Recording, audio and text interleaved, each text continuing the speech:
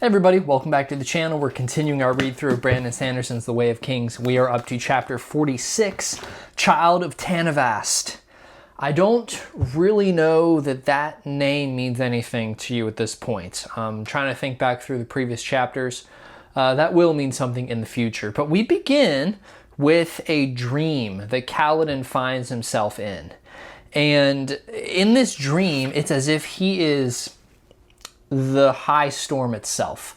So he is flying around Roshar. He is dipping in and flying over mountains and through cities. And it's kind of weird because he kind of recognizes some of like the main highlights of where he's going. He'll recognize a city here. He'll recognize a geographic location there. Something is really interesting that we find. And I'm going to kind of flip through it so I can maybe read a little bit more. So he's flying through one of these cities at this point. The Highstorm is going around. And he kind of feels this like desire to like kind of go and explore something. He's not really sure he can do that, but he actually can. So he like flies through this city and sort of crashes through a window into this like living quarter. And what's interesting about it is that as he crashes in, there are flashes of light that are kind of catching his attention. And so he flies through, what actually kind of a building is it? Is it a full castle? I don't know that it tells me. But he crashes into some type of structure, and he goes through this window and he's bursting down this actual hallway. So he's actually inside a building at this point. And there's flashes of light were coming ahead, and he brushes past a woman who had gold and red hair, huddled, frightened in a corner. And what he does is he bursts through a door, and he had one brief glimpse of what lay beyond. So he's in a dream. He bursts into this building. He flies past this woman with gold and red hair, and here's what he sees. He sees a man stood over two corpses, his pale head shaved, his clothing white. The murderer held a long, thin sword in one hand. He looked up from his victims and almost seemed to see Kaladin. He had large shin eyes. And in that next moment, he burst out the window and kept going. So who is this individual? Chances are pretty good that this is the same Shin who wears white, who is seeming to assassinate people, who is the murderer of King Gavilar. You'll remember that from the prologue. Well, he continues on, flying through mountains and forests and cities, before he neared the Western Ocean, and this is when he begins to hear a very loud, booming voice. Child of Tanavast, child of honor, child of one long since departed.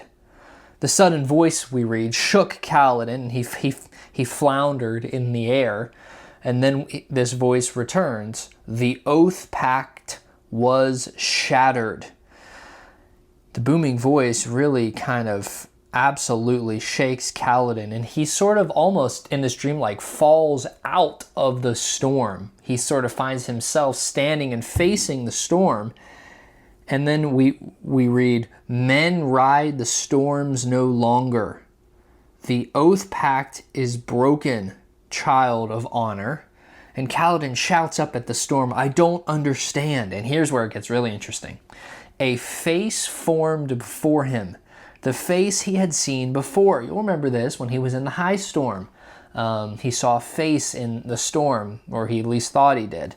The aged face as wide as the sky, its eyes full of stars.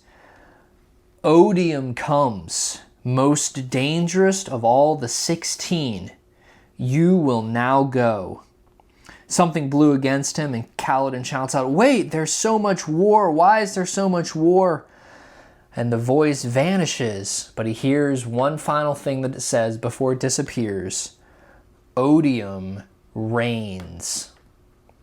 Kaladin wakes up. He's in Bridge 4, but he doesn't know where he's at. There are what he feels people holding him down, and immediately panics. He goes into full survival mode. He's kicking, he's spinning, he's throwing, and finally he hears, "Storm, you Kaladin!" And he recognizes Teft's voice. So he's in Bridge 4.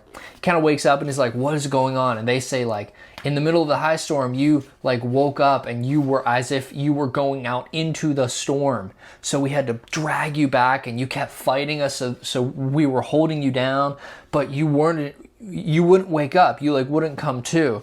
So he doesn't really understand what's going on. It's very weird to him. He walks out into the storm. It's past now, so it's just still kind of raining. Kind of lets the cool water rejuvenate him. And the other men follow. We kind of get something interesting on the tail end of the Highstorm. This is when they kind of bathe themselves. So they're out, they're all drenched in water. Someone starts tossing a bar of soap around. They suds up their arms, their hair, their faces, kind of clean themselves. And they kind of get to talking about different things, mostly about like what they would do if they were in charge. Sigzil, this Azish man who's a little bit, he seems to be very knowledgeable, has a lot of opinions. Moash has opinions that he'd love to show the Light Eyes what for. So they kind of talk for a while until Kaladin sees that there is a group of guards coming forward. And he remembers the time of day, the week that it is. It's the new bridge crew soldier dump, right? So they get new recruits in. I say recruits. And so he and Teft go over to Gaz to see how many they're going to get, because they're down to a very low number again. And they only get one individual this time. And as the men part, to their shock, it's a Parshman. So not the Parshendi, though they do seem to be related somehow, obviously. These are the sort of mute, wordless servants. And the wife of the current Bright Lord, who took the position of the man who died when Kaladin did that crazy war maneuver with the bridge, his wife now seems to be running some things. Certainly on behalf of her husband, Gaz is quick to say. And so this is a science experiment. She wants to see if this Parshman will fight, will run the bridge, will do what he's supposed to do. And Kaladin sees through it immediately. If he doesn't, if he refuses to fight somewhat of his people, and he stabs all of Bridge 4 in the back, well, this woman wins because she doesn't like Kaladin anyway. And if it does work out, well, then they may be able to fill the gaps with these Parshmen. And so Kaladin brings the Parshmen back, and nobody in Bridge 4 is excited about it. They all have the same ideas. This guy's going to betray us. He's never going to fight against us. And so Kaladin sort of stops it. And he's like, no, this is Bridge 4. We don't care where you come from. If we did, all of us would not be accepted. So he looks at the Parshmen and says, "What's your name?" And the Parshman doesn't say anything. So he says, "Well, we're going to call you Shen." And the Parshman sort of shrugs. And so he says, "Everybody, this is Shen." So no one's happy. They all walk away to go back to their next duties. And Teft comes up to him and goes, "Look, I don't like this either." And they kind of have a back and forth. Kaladin sort of talks him into seeing his perspective. "Look, what are we going to do? Like, we have to use him." And so Teft finally says, "Well, look, I'll keep an eye on him. And if anything happens, I'll let you know." So we kind of move forward to the last scene of the chapter. Kaladin is walking around. He needs to kind of gather his thoughts. He has a little bit of time before they go on the next chasm duty. And so he's walking through the town. This is Sadeas's war camp. And he sees a man kick a door open in town and throw a woman out. Now she's half dressed. She doesn't have a glove on her safe hand. So Kaladin immediately knows that this is some type of brothel, some type of prostitute. And so more than that, he shoves her to the ground and kicks her. And Kaladin immediately lunges forward to help when a group of men step in between the woman and this Sadeas's soldier before he can get there. and it's men wearing crisp blue uniforms. Now, we know that crisp blue uniforms are from Adolin Kholin's camp. And so these soldiers immediately step in the way, and one is in the front. One has blondish, blackish hair, very tall, seemingly very confident.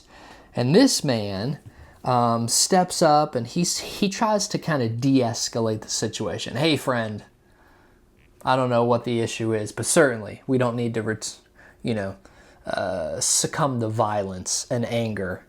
The man looks at the outstretched hand that this member from the Kholin war camp says, and he spits on his hand. And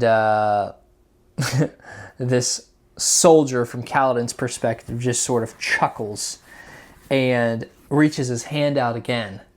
And from Kaladin's perspective, he is shocked when not just anything happens, but a magical blade forms in his outstretched hand. He does not know this, but that is Adolin Kholin. This is Dalinar's son. And he draws the shard blade, and all of the other soldiers scatter. Several other of Sadeas's men had sort of gathered up, and it was looking like, these Kholin soldiers are outnumbered. When the shard blade comes out from Adolin, everybody runs away.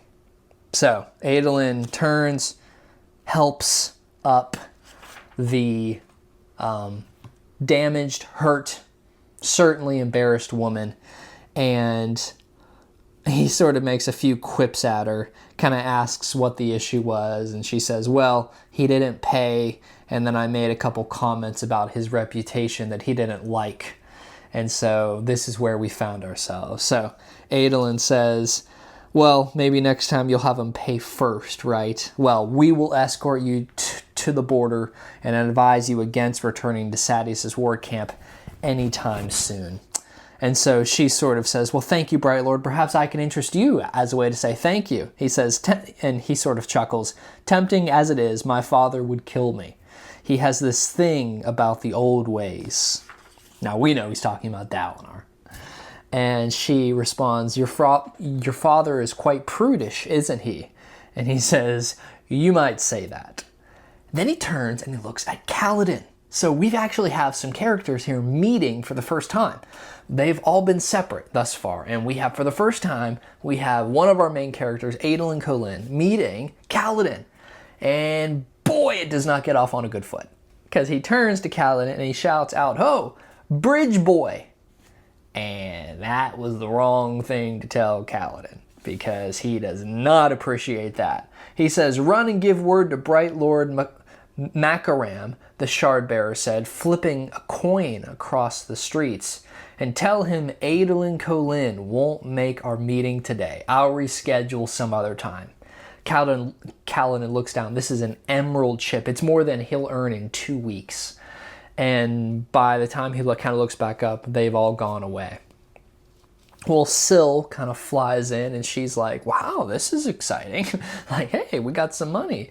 And Kaladin's not pleased. He's very surprised that this Light Eyes would help a situation, that he was going to go help, but he's sort of convinced that it must be because this Light Eyes was going to get something from him, from this situation. Syl sort of challenges him, and she says, this darkness about you when you talk of them, the Light Eyes, frightens me, Kaladin. You stop being yourself when you think about the Light Eyes. He didn't respond. He just kind of keeps walking away. And he does think to himself, he was just looking for a way to embarrass one of the Sadeas's officers. Everyone knows there's tension between them, and that's all that he let himself think on the subject.